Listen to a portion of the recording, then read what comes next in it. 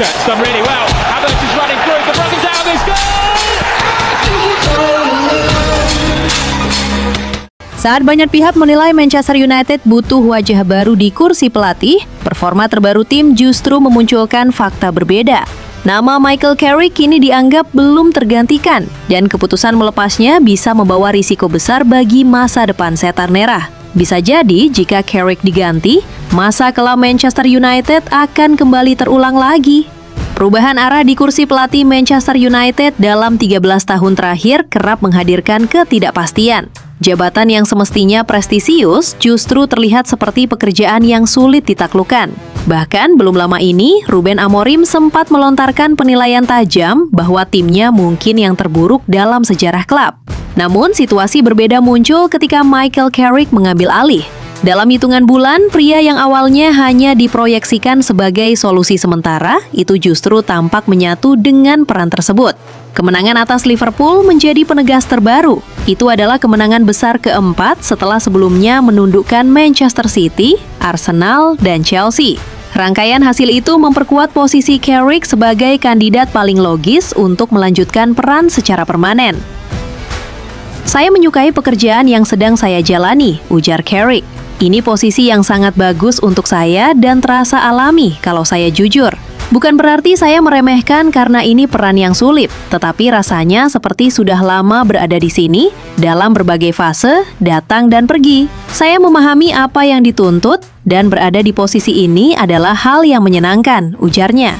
Carrick dikenal tidak banyak bicara, tetapi kali ini pesannya jelas. Ia nyaman, dan performa tim mencerminkan hal tersebut. Pengalamannya sebelumnya di Old Trafford memberi bekal penting, terutama dalam memahami pemain lama serta talenta muda seperti Kobbie Mainoo yang pernah ia tangani di level akademi. Dampaknya terlihat nyata di lapangan.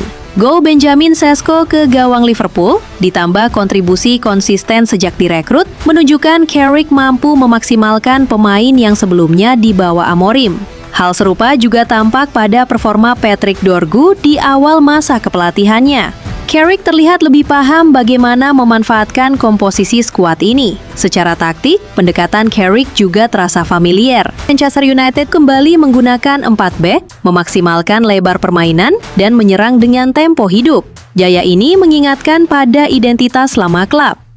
Peran sentral Mainoo di lini tengah yang dipulihkan oleh Carrick, mantan gelandang Manchester United, menjadi simbol dari arah tersebut. Komitmennya pada fondasi klub juga terlihat di luar tim utama. Carrick bahkan hadir langsung ke Oxford untuk mendukung tim U18 di ajang FA Youth Cup. Ia menilai perhatian terhadap pemain muda adalah bagian dari menjaga masa depan klub dan secara tidak langsung memperkuat posisinya sebagai bagian dari rencana jangka panjang. Saat Carrick datang, United berada di posisi ke-7. Kini mereka berada di jalur kuat untuk finish di peringkat ketiga dan telah memastikan kembali ke kompetisi elit Eropa musim depan.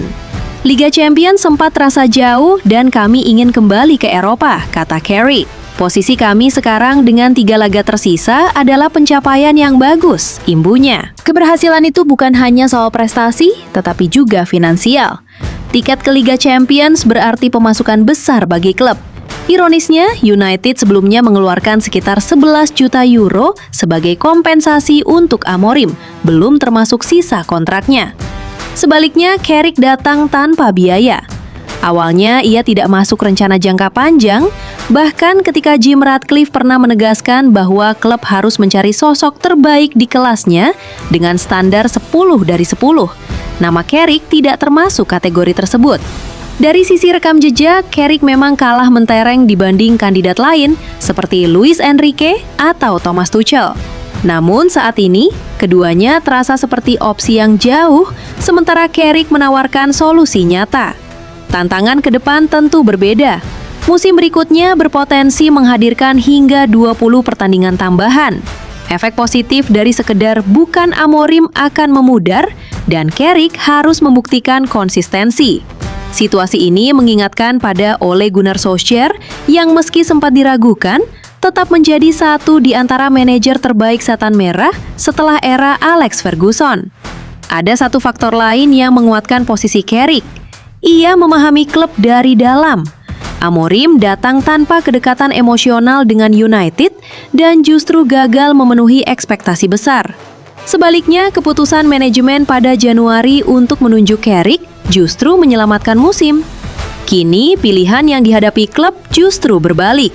Mempertahankan Carrick berarti mengikuti arus logis, didukung pemain dan basis supporter, tanpa tekanan untuk mencari nama lain. Sebaliknya, menggantinya setelah hasil positif berisiko besar, terutama bagi pengambil keputusan seperti Omar Berrada dan Jason Wilcox. Situasi yang dulu menuntut perubahan, kini justru menuntut kehati-hatian. Mengganti arah lagi bisa menjadi perjudian yang tidak perlu. Dalam konteks itu, Carrick, figur internal yang nyaman di Old Trafford, berubah dari solusi sementara menjadi pilihan paling masuk akal untuk masa depan. Dukungan untuk Michael Carrick juga datang dari ruang ganti. Sejumlah pemain kunci menunjukkan kepercayaan penuh terhadap kepemimpinan Carrick. Matheus Cunha menjadi salah satu pemain yang secara terbuka menyuarakan dukungannya. Sang penyerang menilai Carrick memiliki pengaruh besar terhadap tim. Dia memiliki kepercayaan penuh dari tim. Dan lihat, saya duduk di bangku cadangan bersamanya dan cara dia mengajari semua orang sungguh luar biasa. Saya pikir dia memiliki keajaiban seperti di era Ferguson. Hal-hal semacam itu, ucap Cunha. Selain Cunha, dukungan juga datang dari pemain senior seperti Bruno Fernandes dan Harry Maguire. Keduanya disebut menginginkan Carrick melanjutkan perannya secara permanen. Carrick sendiri merespon situasi ini dengan sikap tenang. Saya senang melakukan apa yang saya lakukan.